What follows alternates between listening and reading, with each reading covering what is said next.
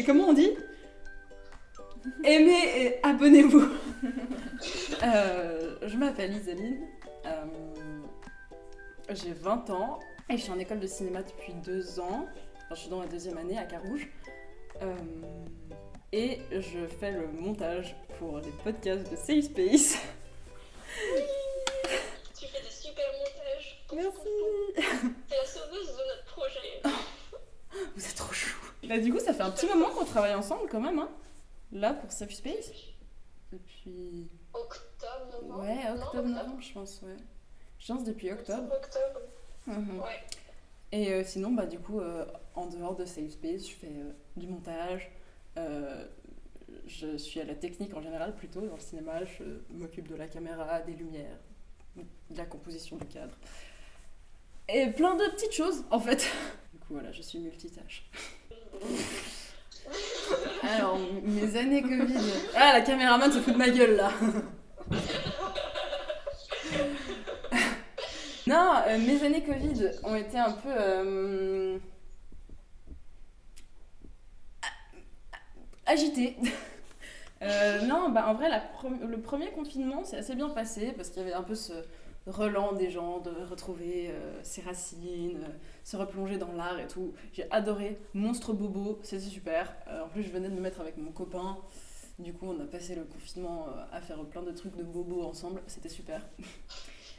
Et puis aussi, j'étais en dernière année de mon gymnase à ce moment-là, donc j'ai pas eu d'examen grâce au Covid. Jusque-là, super, ouais, tout le monde est content.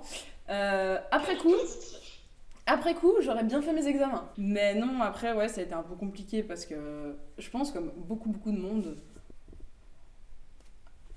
un peu le côté anxiété qui ressort, pas envie de voir les gens, l'idée de me retrouver au milieu de gens. Ouais, ça a été un peu.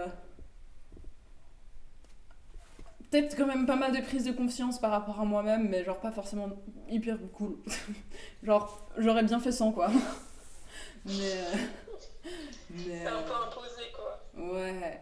Mais au final, je pense que vaut mieux que ça arrive maintenant, quand je suis encore au début de mes études, et que je puisse prendre conscience aussi de comment je fonctionne maintenant, plutôt que j'attende d'être lancée dans le monde du travail, quoi. Donc je pense que c'est un peu un mal pour un bien. C'était pas facile, mais je pense que c'est pas plus mal, même si on aurait bien voulu faire sans. Ok, c'est parti. Une leçon que tu as appris cette dernière année. Il y a un truc. Prends ton temps, c'est bon. Il y a un truc que j'ai genre vraiment appris cette dernière année en ayant complètement perdu du coup un rythme et genre les repères et tout, c'est vraiment quand tu perds une habitude que t'avais, qui avant était une habitude simple, genre par exemple se lever et s'habiller, des moments où tu perds cette habitude, c'est genre beaucoup plus dur de la reprendre. Genre garder une habitude, bah voilà, tu restes un peu dans ton rythme et tout, mais c'est vrai que bah typiquement pendant le confinement, je faisais beaucoup justement des journées pyjama et tout, où je restais juste en pyjama, je faisais aucun effort sur moi. Et en fait, d'avoir dû reprendre un rythme où tu te lèves, tu t'habilles, tu te prépares, tu t'occupes, je sais pas, de tes cheveux et tout, c'était hyper compliqué de reprendre ce rythme-là. Et du coup, je pense que un truc vraiment, c'est genre ne pas perdre ses bonnes habitudes parce que c'est beaucoup plus dur de les récupérer que de les juste garder stables.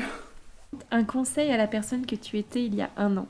Il y a un truc vraiment que j'aimerais tellement me dire il y a 1 an, c'est de rester plus souvent toute seule, juste faire des trucs toute seule. Et c'est vrai que j'ai l'habitude de faire tout le temps des choses avec soit ma famille, soit mes amis, soit mon copain. Et je suis jamais toute seule en fait. Et le fait que bah, pendant le confinement, du coup, j'étais tout le temps avec ma famille ou avec mon copain, avec mes potes.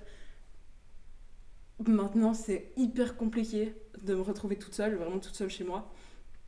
Et ça revient un peu au truc de l'habitude, c'est que j'ai perdu l'habitude d'être seule.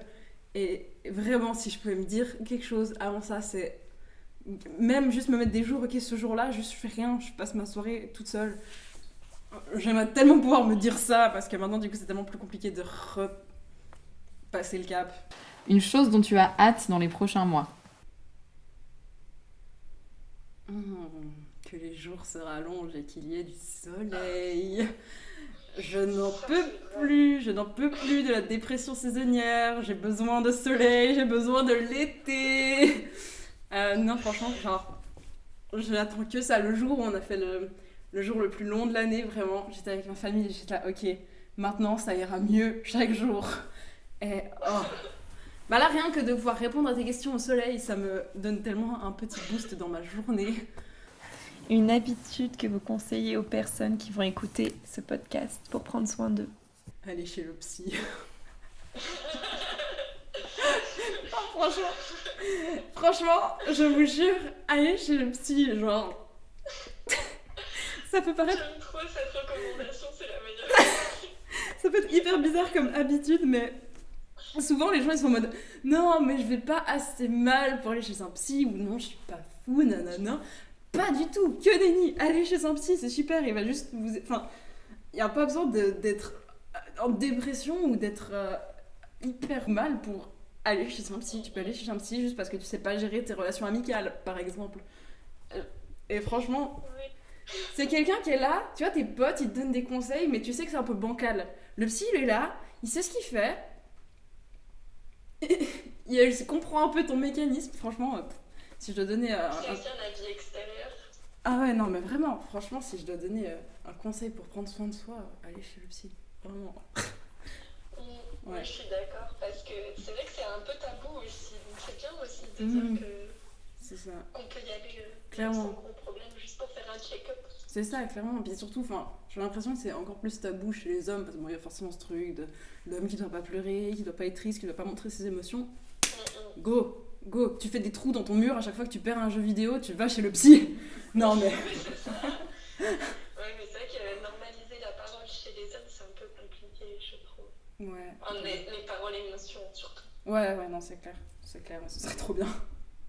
Ce serait trop bien. C'est une très bonne recommandation. D'ailleurs, je vais prendre un rendez-vous. Yes. Une recommandation culturelle pour les personnes qui vont écouter ou regarder ce podcast. J'ai un film que j'ai vu récemment qui m'a... Ok, ça me fait hyper rire parce que c'est un film d'une production Netflix. Et d'habitude, vraiment, j'aime pas trop les productions Netflix. Et lui, il m'a vraiment genre retourné la tête. Ça s'appelle... en français, ça s'appelle La Maison, The House en anglais. On s'en doute. Et c'est un film d'animation, en fait, en 3 parties, avec 3 réalisateurs différents. Et 3 styles d'animation différents aussi. Par exemple, la première partie, tous les objets, tous les personnages, même les murs, les maisons, tout ce qui est bois, tout est fait en tissu et en feutrine. Et du coup, c'est hyper impressionnant à voir. Et en fait, ces 3 parties, en fait, elles ont un peu rien en commun dans le sens tu peux les regarder séparément, mais elles ont juste un fil directeur qui est genre une maison. Et en fait, c'est hyper bizarre parce que quand tu commences à regarder, tu captes pas trop genre de quoi ça parle. Et en fait, c'est un peu un film sur genre l'anxiété, les troubles obsessionnels, quand d'un coup tu fixes sur quelque chose. Et c'était hyper bien fait. Et c'est cool parce que c'était pas l'anxiété le centre du film. Enfin, c'était pas sur ça qu'on se basait, mais en fait, au final, tu te rends compte qu'il y a un peu tout qui tournait autour de ça. Et franchement, il m'a hyper marqué autant en termes d'animation que de l'histoire et tout. Et j'ai trouvé ça hyper étonnant venant de Netflix. En fait, c'était vraiment pas du tout un film qu'ils ont l'habitude de faire, j'ai trouvé. Et j'ai adoré. Donc si je peux recommander quelque chose, The House, si vous voulez vous retourner un peu la tête. Petit message aux fans de Safe Space et surtout à Safe Space, à Alexis et Agathe, vous êtes des amours, vraiment, travailler avec vous c'est trop top et vous prenez tellement soin de la santé mentale des gens qui travaillent avec vous, c'est genre trop adorable et hyper touchant.